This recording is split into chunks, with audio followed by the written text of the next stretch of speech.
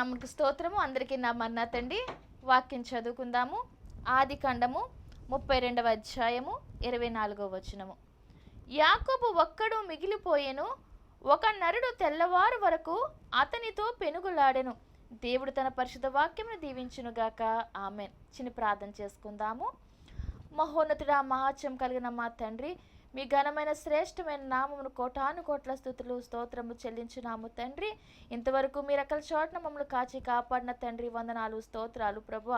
అయా మీ వాక్యమును ప్రభువ తండ్రి వివరించడానికి ప్రభువ నిలబడి ఉన్నాను తండ్రి. స్తుతులు స్తోత్రాలు ప్రభువ.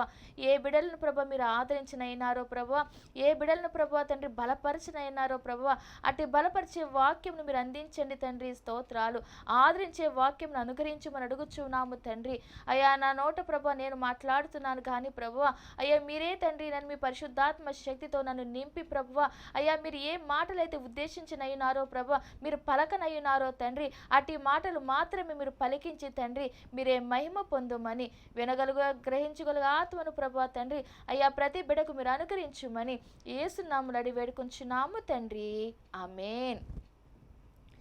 చదవబడిన వాక్యమును మనం మన్నం చేసుకున్నట్లయితే యాకోబు ఒక్కడు మిగిలిపోయెను అని ఇక్కడ మనకు కనబడుతూ ఉన్నది.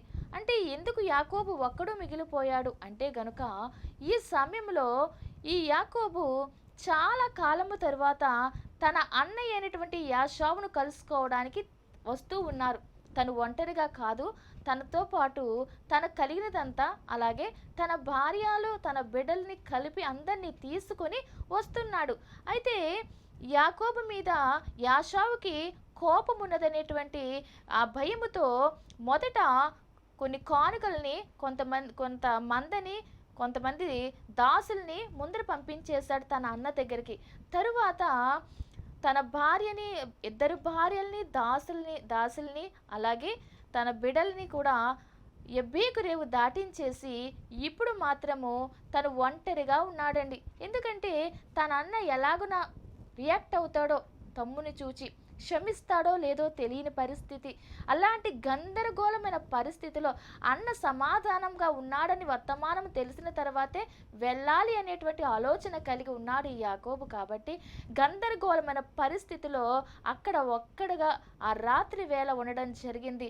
అయితే తర్వాత చూసినట్లయితే ఒక నరుడు తెల్లవారు వరకు అతనితో పెనుగులాడేనని ఇక్కడ మనం చూస్తూ ఉన్నాము. అంటే ఇక్కడ దేవాదేవుడే ఈ యాకోబు ఇద్దరు కూడా అక్కడ ఉండడం జరిగినది. ఈ దేవునితో ఆశీర్వాదము ఇస్తేనే గాని నేను నిన్ను విడిచిపెట్టను అని చెప్పి అక్కడ పెనుగులాడాడండి యాకోబు. అంటే భయంకరమైన పరిస్థితి అంతా తొలగిపోవాలి, శాంతికరమైనటువంటి స్థితి యాకోబు జీవితంలో రావాలి అంటే గనుక దేవుడే ఆశీర్వదించాలి. ఆయన ఆశీర్వాదం పొందితే గనుక ఇంక ఎలాంటి ఇబ్బంది నాకు రాదు అని యాకోబు నమ్మి ఉన్నాడు. కాబట్టి ఇంకా ఆశీర్వాదం వస్తేనే కానీ విడిచిపెట్టననే పట్టుపట్టేస్తాడు యాకోబు. దేవుడు అతని యొక్క పట్టుదలను బట్టి యాకోబుని ఆశీర్వదించడం జరిగిందండి. ఇంతవరకు కూడా యాకోబు అని అంటే మోసగాడనే పేరు ఉంది అర్థము. కానీ యాకోబు జీవితంలో మోసగాడనేటువంటి పేరునకు బదులుగా ఇప్పుడు ఇశ్రాయేలు అనేటువంటి గొప్ప పేరును సంపాదించుకున్నాడు. అంటే ఇతనిలో నుంచి 12 మంది గోత్రకథలు రావడం జరిగింది కదండి. ఎంత అద్భుతకరమైన పరిస్థితి ఇతని జీవితంలో దేవుడు కల్పించాడు, ఎంత అవకాశం యాకోబు జీవితంలో దేవుడు ఇచ్చాడు అంటే గనుక పెనుగులాడాడు దేవునితో. ఒక్కడిగా ఉన్నా సరే, ఒక్కడిగా ఉన్నా వడలిపోకుండా దేవుడే తన చుట్టూ ఉన్నాడని గ్రహించాడు. కాబట్టి అతని జీవితంలో అద్భుతం జరిగినది. ఇక్కడ ఇశ్రాయేలుగా పేరు మార్చడం జరిగినది. అలాగే తన అన్న కూడా కలుసుకున్నప్పుడు దగ్గరకు తీసుకుని ముద్దు పెట్టుకోవడం కూడా అంటే కౌగిలించుకున్నాడు. అంటే అంత ప్రేమను చూపించగలిగాడు. అన్న ద్వేషిస్తాడేమో అని భయపడి వెళ్ళిన యాకోబు జీవితంలో అన్న ప్రేమను చూపించాడండి. ఎందుకు ఇలాంటి కార్యాలు జరిగాయి యాకోబు జీవితంలో అంటే గనుక, మరి యాకోబు లాబాని అంటే ఉన్నప్పుడు కూడా ఆశీర్వదించబడ్డాడు. ఎవరు ఆశీర్వదించబడ్డాడు? యాకోబును బట్టి లాబాను ఆశీర్వదించబడ్డాడు. అంటే ఇతని జీవితమును దేవుడు అంత గొప్పగా మొదటి నుంచి కూడా ఆశీర్వదిస్తూనే వచ్చారండి. ఇప్పుడు కూడా దేవుడు విడిచిపెట్టలేదు. ఒంటరిగా ఉన్న సమయంలో ఇంకా మహోన్నతమైన కార్యము యాకోబు జీవితంలో దేవుడు చేశాడు. నీవును కూడా ఒక్కొక్కసారి ఒంటరిగా ఉన్న సమయంలో నీ చుట్టూ ఎవరూ లేరని, అయ్యో నేను భయంకరమైన పరిస్థితిలో ఉన్నానే, నా వెనకాల ఎవరూ లేరు, నా ముందర నా పక్కన ఎవరూ లేని అగోచరమైన స్థితిలో నేను ఉన్నాను అని నువ్వు దిగులు పడుతూ ఉన్న సమయంలో అలా దిగులు పడవద్దని దేవుని వాక్యము సెలవిస్తూ ఉన్నది. నీ ప్రక్కన దేవుడు ఉంటున్నారు, నీ ప్రక్కన ఆయన సైన్యమే దిగి వచ్చేస్తుంది కదా. అలాంటి సమయంలో నీ ఒంటరిగా ఉన్నాననే దిగులు చెందాల్సిన అవసరం లేదు. అప్పుడే ఇంకా అభిషేకము, ఇంకా మహోన్నతమైనటువంటి కార్యాలు నీవు పొందగలుగుతావేమో. ఆ పొందగలిగేటువంటి కార్యాల కొరకు ఎదురు చూడాలి, కానీ దిగులు పడనవసరం లేదని దేవుడే తెలియజేస్తూ ఉన్నారు. ఇక యాకోబు జీవితంలో ఒంటరిగా ఉన్న సమయంలో గొప్ప మేలును ఆయన పొందుకొనగలిగాడు. తర్వాత మనం చూసినట్లయితే ఇంతకు ముందే అబ్రహాము కూడా అలాంటి గొప్ప మేలును పొందుకున్నాడు. ఎక్కడంటే మనం చూసినట్లయితే యెషయా గ్రంథము 51వ అధ్యాయము 2వ వచనం ప్రకారం చూస్తే, మీ తండ్రి అయిన అబ్రహాము సంగతి ఆలోచించుడి, మిమ్మును కనిన సారాను ఆలోచించుడి. అతడు ఒంటరి అయి ఉండగా నేను అతన్ని పిలిచి తిని అతన్ని ఆశీర్వదించి అతన్ని పెక్కుమంది ఎగునట్లు చేసి తిని. దేవుడు పిలిచే సమయానికి అబ్రహాముకి పిల్లలు లేరు. అలాంటి సమయంలో ఎలా పిలిచాడండి దేవుడు అబ్రహాముని? నీ దేశం నుండి, నీ బంధువుల యొద్ద నుండి, అలాగే నీ ఇంట నుండి బయటికి రమ్మని పిలిచాడు. అంటే నేను చూపించే దేశానికి నీవు వెళ్ళు అని దేవుడు ఆజ్ఞాపించాడు. అంటే పిలిచి చెప్పాడు. ఎవరికి అంటే అబ్రహాముకి. అబ్రహాము దేవుని మాటను పక్కన పెట్టేయలేదండి.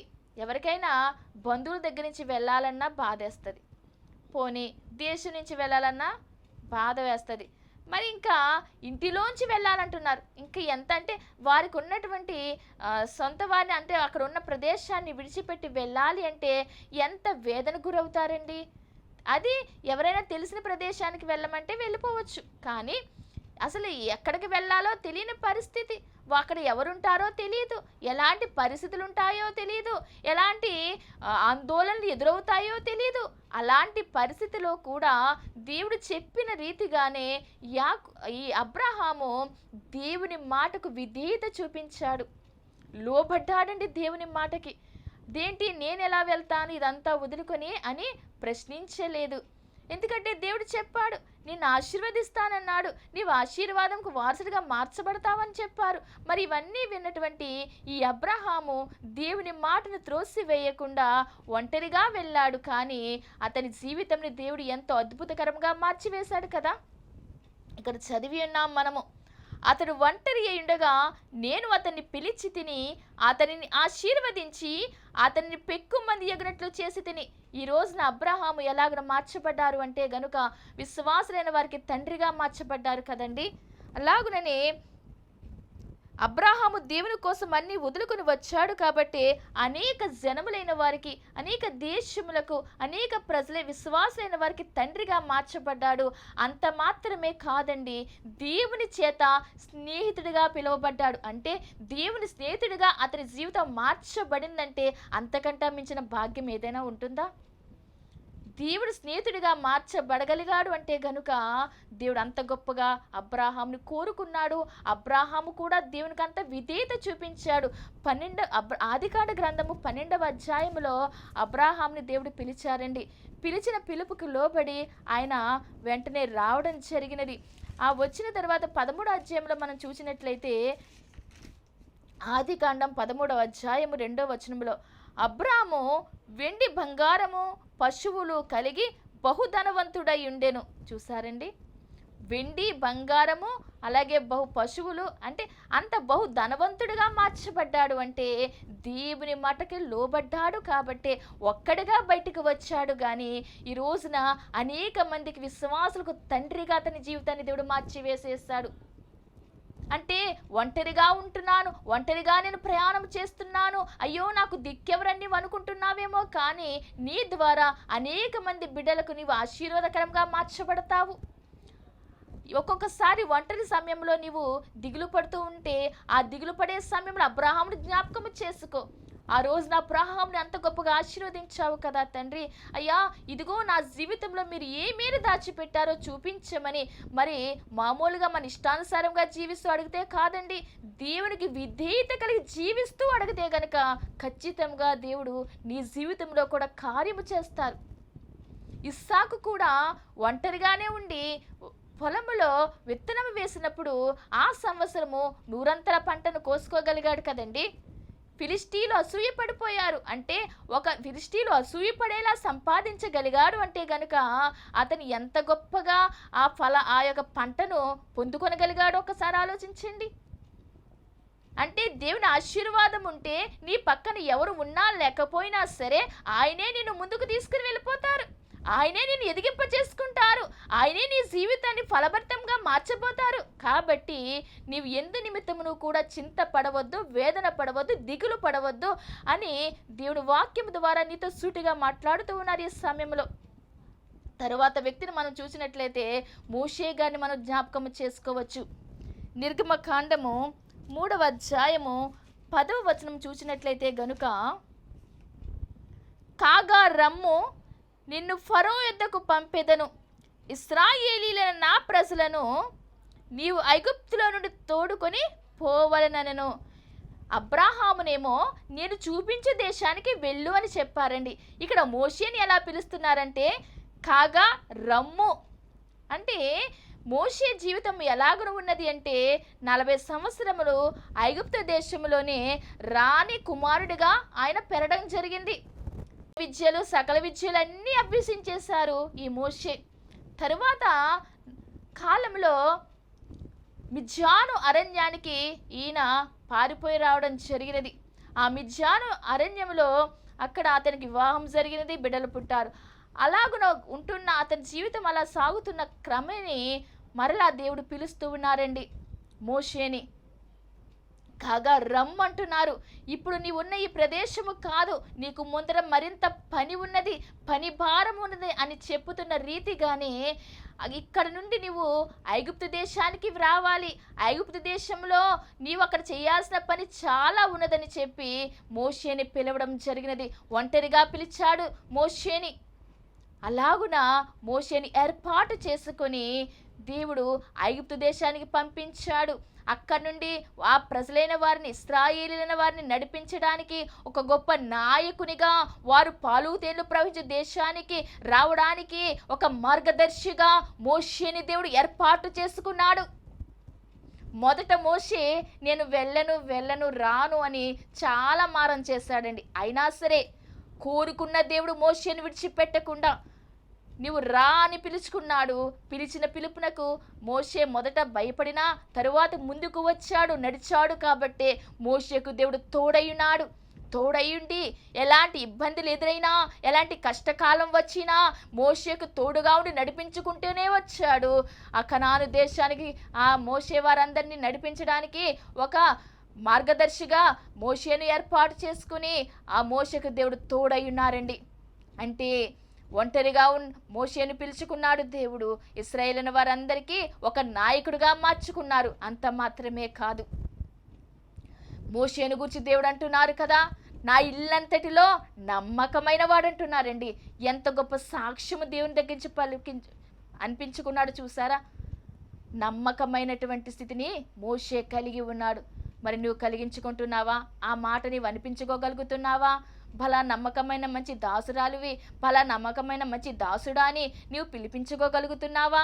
ఒక్కసారి ఆలోచన చేద్దాము. మనము ఏ కార్యాలు మనకి దేవునికి విరోధముగా మనం చేస్తున్నాము, దేవునికి అయిష్టముగా మనం జీవిస్తున్నామా, ఇష్టముగా జీవిస్తున్నామా, దేవుడు కోరుకున్న రీతిలో నడుస్తున్నామా, దేవుడు వ్యతిరేకమైన అని చెప్పిన రీతిలో మనం నడుస్తున్నామా?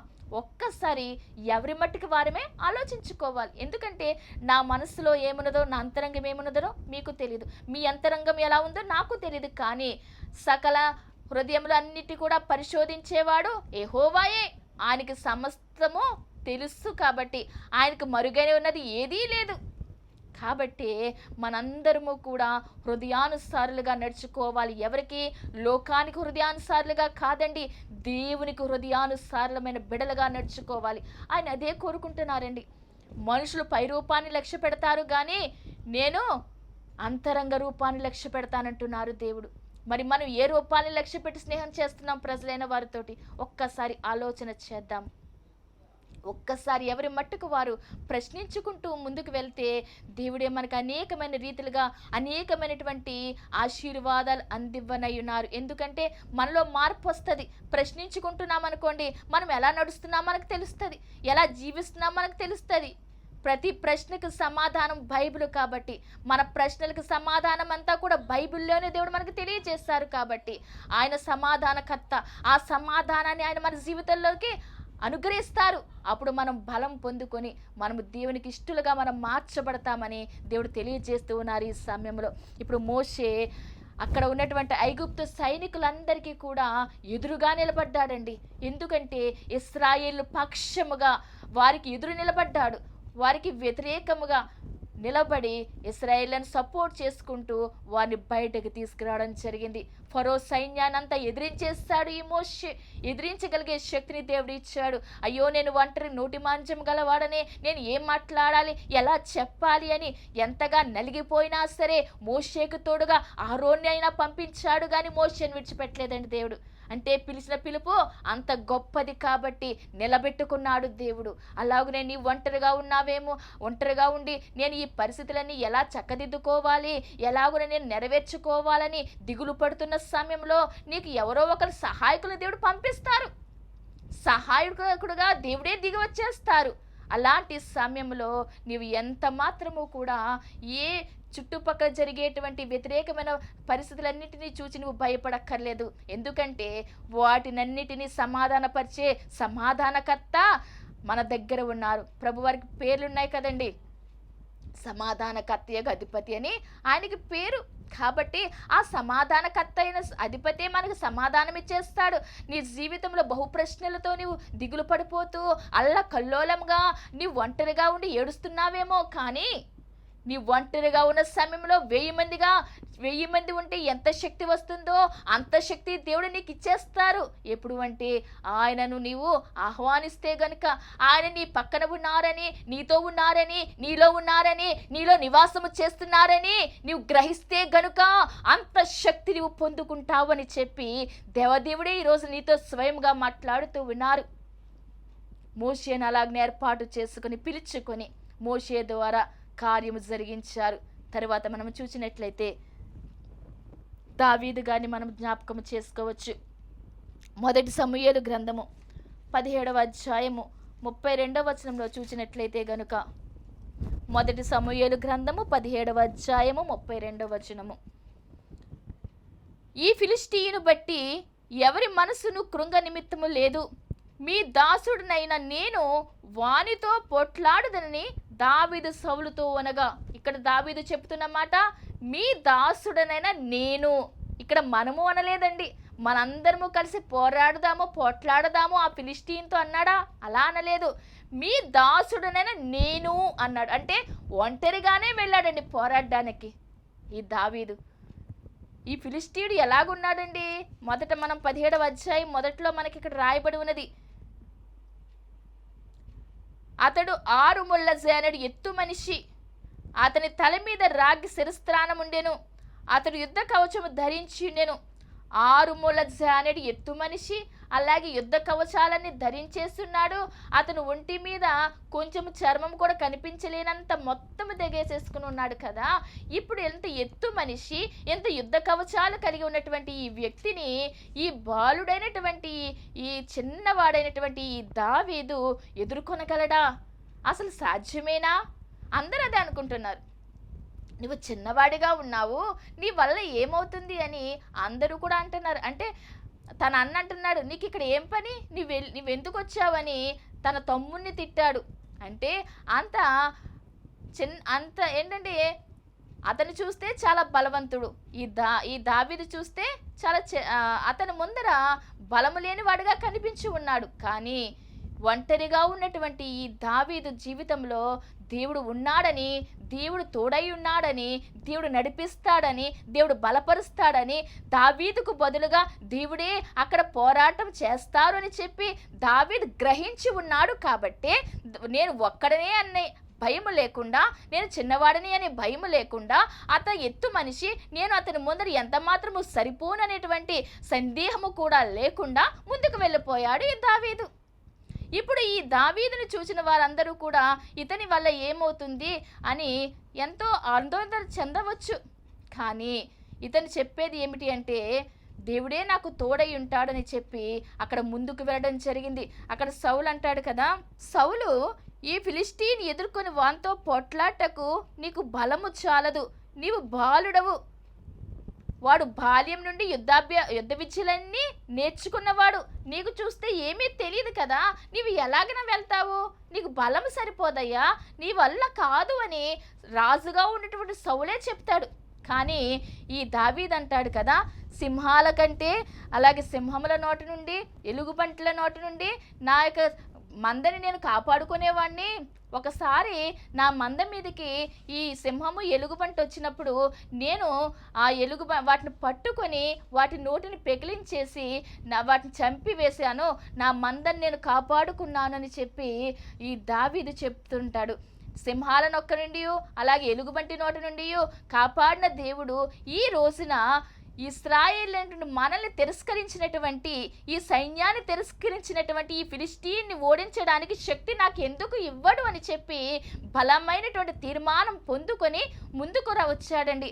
ఇప్పుడు ఇతని ఒంటి మీద అన్ని యుద్ధ వస్త్రాలన్నీ ధరింపచేశాడు సౌలు. కానీ వాటి పట్టుకొని వెళ్ళడానికి దావీదుకి అసలు ఇష్టం అవ్వలేదండి. ఎందుకంటే అతనికి అలవాటు లేదు. అది ఆ వస్తువులన్నీ అలంకరించుకోవడము, అవన్నీ ధరించుకోవడము ఈ దావీదుకి అలవాటు లేని విషయము కాబట్టి అవన్నీ విడిచిపెట్టేస్తాడు. నాకు ఇవేమీ సరిపడడం లేదు, నాకు ఇవేమి వద్దు అనుకొని అతను చేసిన పని ఏమిటంటే, తన కర్ర చేత పట్టుకొని ఏటి లోయలో నుండి 5 నున్నని రాళ్లను ఏరుకొని తన యొద్దనున్న చిక్కములో ఉంచుకొని వడిసెల చేత పట్టుకొని ఆ ఫిలిష్తీని చేరువకు పోయెను.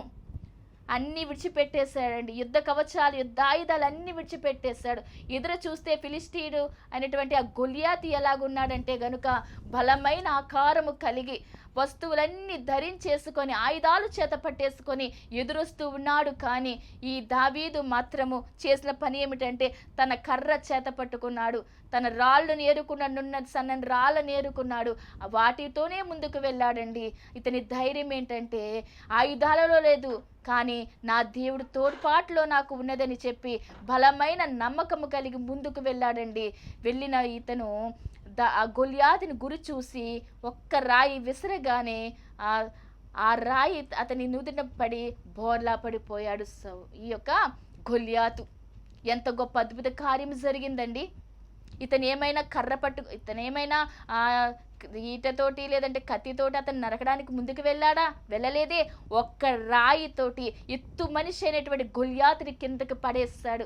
అంటే గురి చూసి సూటిగా కొట్టగలిగేటువంటి శక్తిని పొందుకున్నాడు. అట్టి జ్ఞానము దేవుడిచ్చి వేశారా సమయమున. అలా కొట్టగానే ముందరికి పడిపోయాడు. తరువాత వెళ్ళి దావీదు అతన్ని చంపడం జరిగినది. ఎన్నో మాటలు అన్నాడు ఫిలిష్తీయుడైనటువంటి గొలియాతు. నువ్వు బాలుడవి, నువ్వు ఎలాగున నువ్వు నా మీదకి యుద్ధానికి వస్తున్నావా, నువ్వు కర్ర పట్టుకొస్తున్నావా, నేను కుక్కనా, ఇదిగో నిన్ను చంపేసి ఆకాశ పక్షులకి భూమృగాలకి నీ శవాన్ని ఇచ్చేస్తాను, నీ శరీరాన్ని ఇచ్చేస్తానని ఎన్నో మాటలు పలికినటువంటి ఈ గొలియాతు మాట ఏమైపోయింది ఈ రోజున?